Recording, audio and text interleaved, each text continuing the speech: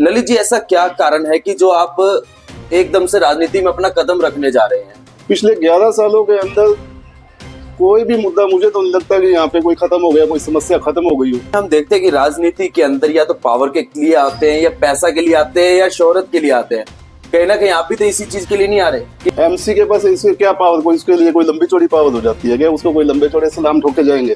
अपनी ऐसी कोई मंशा नहीं है, इच्छा नहीं है। रही बात पैसे की, पिछले 11 सालों से हम लोग एक्टिविस्ट हैं। मैं 11 सालों से 12 सालों से हूँ। सरदाना जी जैसे साथी तो बहुत बड़े अनुभव वाले हैं मेरे साथ में। तो आप सीधा सीधा ज्योति महाजन और भीम महाजन पे आप आरोप लगा रहे हैं कि उन्होंने इतने साल सत्ता में रहकर अभी तक इस वार्ड के अंदर कोई भी काम नहीं किया। नहीं, काम का मैं बता रहा हूँ ना। काम अब अगर वो काम हुए होते तो क्यों 70 साल की महिला धरने में बैठती? आप मुझे ये बताइए। नमस्कार, आपका हमारे चैनल पर स्वागत है। जैसा कि आप सभी को पता है कि मार्च के अंदर नगर निकाय चुनाव की तारीख नजदीक आती जा रही है। वहां घोषणा भी हो चुकी है हरियाणा सरकार के द्वारा कि नगर निकाय के चुनाव मार्च में करवाए जाएंगे। उसी के चलते हिसार के अंदर सभी समाज सेवी और नेता सक्रिय होते नजर आ रहे हैं। वहीं कहीं ना कहीं मौजूदा पार्षद की नाकामी को देखते हुए दूसरे लोग समाज सेवी भी सक्रिय होते नजर आ रहे हैं। उसी के बीच आज हम जुड़े हैं वार्ड नंबर 5 से ललित भाटिया जी के साथ। ललित जी नमस्कार। नमस्कार, आपका स्वागत है हमारे चैनल पर। ललित जी, ऐसा क्या कारण है कि जो आप एकदम से राजनीति में अपना कदम रखने जा रहे हैं? क्या मौजूदा पार्षद की नाकामियों को देखते हुए, या कोई ना कोई मन में लालच के कारण? ऐसा है, जो मौजूदा पार्षद हैं फिलहाल जो ज्योति महाजन जी हैं, इससे पहले जो पार्षद थे जो डिप्टी मेयर भी रह चुके हैं हिसार के, श्री भीम महाजन जी, तो पिछले 11 सालों से जो वार्ड का जो जिम्मेवारी है इन्हीं के पास में थी। पिछले 11 सालों के अंदर कोई भी मुद्दा मुझे तो नहीं लगता कि यहाँ पे कोई खत्म हो गया, कोई समस्या खत्म हो गई हो। समस्या तो खत्म हो जानी चाहिए ना। जब चलो खत्म भी नहीं हो रही, मान लिया भी समय के हिसाब से समस्याएं भी बढ़ती हैं, सारी चीज बढ़ती है, लेकिन उनका जो समाधान होना चाहिए वो हो नहीं रहा। कहीं ना कहीं हम देखते हैं कि राजनीति के अंदर या तो पावर के लिए आते हैं, या पैसा के लिए आते हैं, या शोहरत के लिए आते हैं। कहीं ना कहीं आप भी तो इसी चीज के लिए नहीं आ रहे कि कहीं ना कहीं मुझे भी राजनीति में आए, कहीं जीत जाऊं, कल को पावर मिल जाए, ऐसा या पैसा। एमसी के पास इसके क्या पावर, कोई इसके लिए कोई लंबी चौड़ी पावर हो जाती है क्या? उसको कोई लंबे चौड़े सलाम ठोक के जाएंगे? अपनी ऐसी कोई मंशा नहीं है, इच्छा नहीं है। रही बात पैसे की, पिछले 11 सालों से हम लोग एक्टिविस्ट हैं। मैं 11 सालों से 12 सालों से हूँ। सरदाना जी जैसे साथी तो बहुत बड़े अनुभव वाले हैं मेरे साथ में। पूरी टीम है हमारे साथ में। तो ऐसा कुछ नहीं है कि भाई पैसे के लिए। बहुत से ऑफर आते हैं, बहुत हम आरटीआई लगाते हैं, धमकियां भी मिलती हैं, ऑफर भी आते हैं। ऐसा पैसा वैसा कुछ मकसद ही नहीं है। हमारे पास तो बहुत सारे ऑफर आए हैं, बहुत सारे आते हैं लालच। एक आरटीआई के अंदर मैं बता रहा हूँ, हमारे पास में एक आरटीआई भी पेंडिंग चल रही है। ऋषि नगर के पास की आरटीआई है, जिसके अंदर लगभग उन अधिकारियों का फंसना तय है।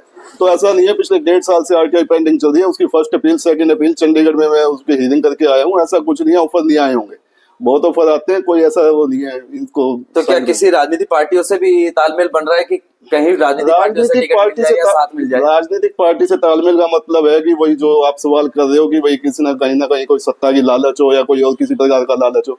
राजनीतिक पार्टी का कोई भी व्यक्ति, आप मेरे को दिखा दो किसी धरने प्रदर्शन में बैठता हो, तो राजनीतिक पार्टी का कोई भी व्यक्ति किसी धरने प्रदर्शन में जनता के साथ खड़ा हो ही नहीं सकता। तो सत्ता, उनको तो अपनी सत्ता चाहिए होगी, उनके ऊपर दबाव बहुत होगा। हम ना तो किसी दबाव में काम करते, ना हमें कोई सत्ता का लालच। तो आपका क्या लालच है कि आप जो सत्ता में आ रहे हैं? तो लालच यही है कि जनता के काम जो इतने जनता परेशान हो रही है। पीछे ये जो ढानी किशन रहता है, 70 साल की महिला को हमने देखा कि वो उसमें कीचड़ के अंदर धरने पे लगा के बैठी हुई है। दिल दुखता है उन लोगों को देख के। ये प्रतिनिधि किस लिए बने हुए हैं? काम तो उनको करने चाहिए। काम उनके है कि एक जो वार्ड का एमसी है, काम उसका है, और 70 साल की महिला धरने में बैठी है। तो ये चीजें देख के दुख होता है, और ये चीजें समस्याएं दूर करने के लिए आ रहे हैं। यानी कहीं ना कहीं आप सीधा सीधा ज्योति महाजन और भीम महाजन पे आप आरोप लगा रहे हैं कि उन्होंने इतने साल सत्ता में रहकर अभी तक इस वार्ड के अंदर कोई भी काम नहीं किया। नहीं, काम का मैं बता रहा हूँ ना। काम अब अगर वो काम हुए होते तो क्यों 70 साल की महिला धरने में बैठती? आप मुझे ये बताइए। ये जो वीटा बूथ से लोहिया चौक तक का रोड है, बरसात के दिनों के अंदर आप देखो, इसको रोड को पार करना नामुमकिन है। मुश्किल नहीं है, नामुमकिन है। तो ये समस्या कहाँ खत्म हो गई? सिर्फ आप कहो कि भाई पैर छू लिए, नमस्कार कर दिया, अभिवादन कर दिया, अगर ये चीजें अगर एमसी का काम है तो फिर वो ठीक है जी।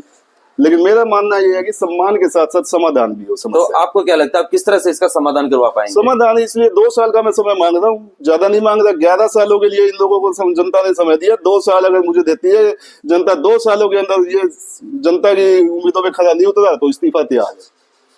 तो जहां तक कहा जाता है कि सरकार ने भी कहा है कि पार्षद के चुनाव के अंदर इतना रुपया खर्च सकते हैं, तो इतना रुपया लाएंगे कहाँ से, जहाँ पे लाखों करोड़ रुपया लग जाता है एक पार्षद के चुनाव के अंदर? अरे पीछे अभी मेरे पास अभी एग्जैक्ट फिगर नहीं है, उसके लिए हमने एक आरटीआई लगाई हुई है। जो अब इसमें दैनिक भास्कर की न्यूज थी जिसके अंदर ये बताया गया कि वार्ड 5 के अंदर जो पैसा फंड के तौर पे एमसी के पास में आया वार्ड में लगाने के लिए, वो पैसा वापसी किया गया उन्होंने। आप बताइए पैसा की कहाँ कमी है?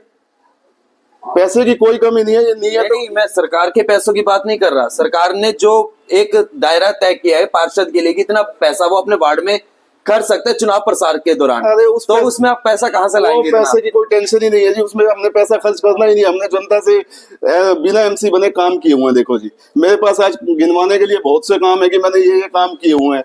वर्तमान एमसी हैं जो भी हैं, इनके पास तो पावर रही है, इन्होंने वो काम नहीं किया। तो जनता साथ में है, हमें उसे पैसा ना बांटना। मौजूदा पार्षद भी और वार्डों के पार्षद, उन्होंने लाखों रुपया खर्च किया चुनाव के अंदर, चुनाव प्रसार में, कभी कुछ कभी कुछ। तो आप किस तरह से? देखो जी, ऐसा कुछ नहीं है। हमारे साथ में जो हमारे साथी हैं, जो संगठन जुड़े हुए हैं, और हम लोग बस अपील यही करेंगे सबके बीच में जाकर कि पैसा जो अगर बांटता हुआ दिख गया ना, हमारे वार्ड का एमसी बनना ना बनना वो बाद की बातें हैं, लेकिन जिस बंदे ने पैसा बांटता हुआ हमें दिख गया, और अपनी तरफ से पूरी हम कोशिशों में लगे हुए हैं कि नहीं, पैसा बांटना तो ठीक है, पर कहीं ना कहीं चुनाव प्रचार के अंदर भी पैसा लगता है, चाहे वो पंपलेट हो, फ्लैक्स हो, या कुछ भी हो, चुनाव सामग्री हो। तो किस तरह आप उसका करने वाले हैं? ये पंपलेट फ्लैक्स हो, ये जो चुनाव आयोग ने जो सीमा तय की है उसके अंदर रह के, हम नियमों के अंदर रह के अपना काम करेंगे। तो इतना पैसा लाएंगे कहाँ से? इतना पैसा हमारे पास में जनता खुद खर्च कर देगी जी। ऐसी इतनी हमारी आगे इतनी सोच ही नहीं है पैसे के खर्च करने वाली। और यदि कहीं ना कहीं चुनाव के अंदर कोई पैसा बांटता है, या कई बार सुना भी जाता है कि दारू कोई बांटी जा रही है, कुछ और बांटा जा रहा है,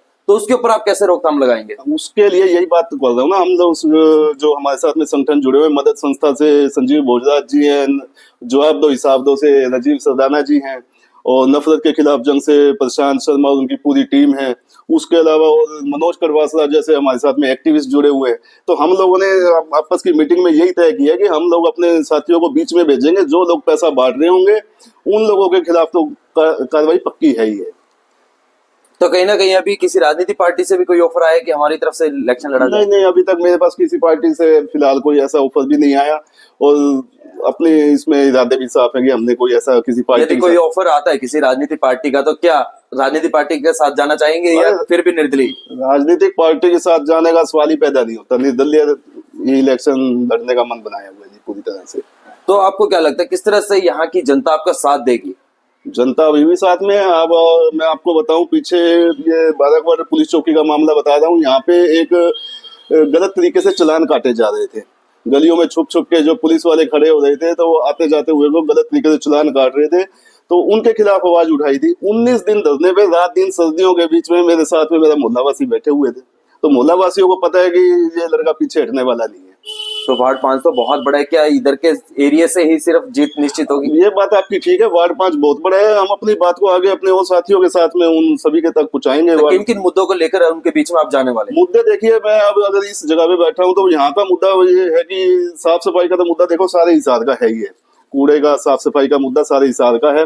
वीटा बूथ से लेके लोहिया चौक तक जो बरसात के दिनों में पानी भरता है, इस समस्या को हल करना है। एक जो श्यामलाल ढाणी के अंदर जो उधर जल भराव होता है, जल भराव की समस्या पूरे वार्ड की है। जल भराव की समस्या मेरे लिए प्राथमिकता के तौर पर रहेगी पूरे 5 वार्ड के अंदर।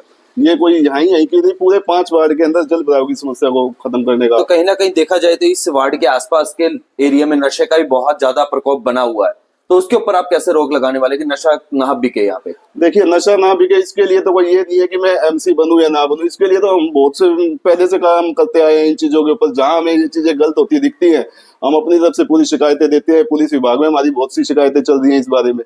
तो अपनी तरफ से जहां भी ये नशा ही नहीं, जहां भी कुछ भी गलत होता दिखता है, हम उनके खिलाफ आवाज उठाते हैं। यदि हम कहीं ना कहीं बेरोजगारी या अनपढ़ता की बात करें, तो किस तरह से यहाँ के जो लोग हैं बहुत एजुकेटेड नहीं है, तो उसको कैसे एजुकेटेड करवाएंगे आप? देखिए, एजुकेटेड करवाना, देखो मैं बताऊं आपको कि मैं अकेला ये सारी चीजें करूं तो ये तो पॉसिबल है भी नहीं। लेकिन हम जितना ज्यादा हो सकते हैं सबको जागरूक करते हैं कि आप लोग जहां भी कुछ गलत हो रहा है उसके खिलाफ बोलो। और जहां पे भी ये जो नशा है या कोई बेरोजगारी है, जो जहां जिसका जितना हो सकता है उनको जागरूक ही किया जा सकता है हमारी तरफ से। चलो, अंत में हम यहाँ की जनता से क्या अपील करना चाहेंगे कि जो लोग आपके साथ जुड़े आके? बस ये बात बोलूंगा कि उनका दिया हुआ एक एक वोट खराब नहीं जाने दूंगा।